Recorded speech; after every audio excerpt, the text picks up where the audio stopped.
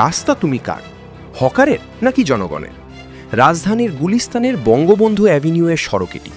যদিও দেখে বোঝার কোনো উপায় নেই এটি কোনো সড়ক নাকি হকারের মেলা। রাজধানীতে যখন বেশ তোড়জোড় করে চলছে হকার উচ্ছেদ ও পুনর্বাসনের কাজ, ঠিক তখন এরকম এক দৃশ্য দেখলে মনে হতেই পারে আমরা হয়তো ঢাকায় নয় বরং অন্য কোনো শহরে চলে এসেছি।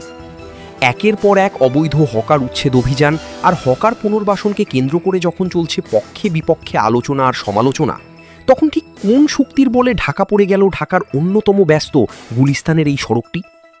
ফুটপাত হতে প্রধান সড়ক সবখানেই যেন চলছে দখলের এক মহা উৎসব।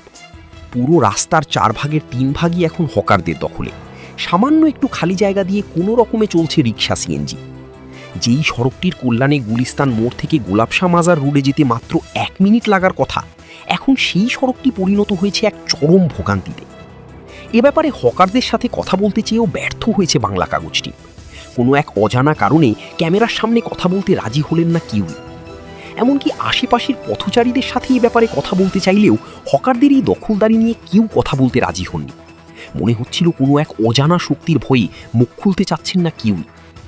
কর্তব্যরত এক ট্রাফিক সার্জেন্টের সাথে কথা বলে জানা গেল তাদের অসহায়ত্বের কথা। হকার না থাকলে যা হয় আর কি, রাস্তা স্মুথলি থাকে, গাড়ি চলাচল স্বাভাবিক থাকে, গতি বৃদ্ধি পায়। এই হকার এবং ফুটপাতে যেই দোকানগুলো থাকার কারণে রাস্তার যানবাহন চলাচলের বিঘ্নতা ঘটে এবং গতি কমে যায় নর্মালি।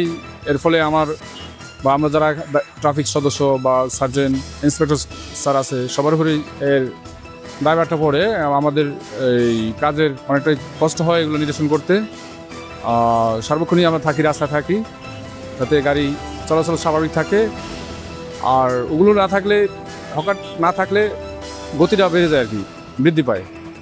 আর এগুলো থাকাতে আমাদের কষ্ট হয়, রাস্তায় অল টাইম থাকতে হয়, গাড়ি টেনে রাখতে হয়, আমরা সরাই দিই, আবার আসে।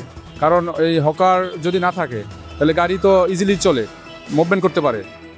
আর এই হকার থাকলে আমাদের তো থাকতে হয়, দেখা যায় কোথাও গাড়ি আটকা পড়ছে কিনা, বাধাপ্রাপ্ত হলো কিনা, এগুলো বিরুদ্ধে ব্যবস্থা নিতে হয় বা রাস্তা চলাচল স্বাভাবিক রাখতে হয়, সরাই দিতে হয়।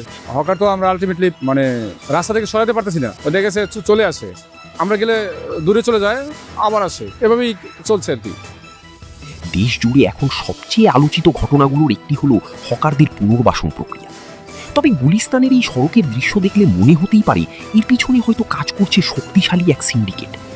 তবে কি হকারদের বৈধতা দেওয়ার নামে এই একই দশা হতে যাচ্ছে রাজধানীর অন্যান্য সড়কগুলোর? সেটি এখন দেখার অপেক্ষা।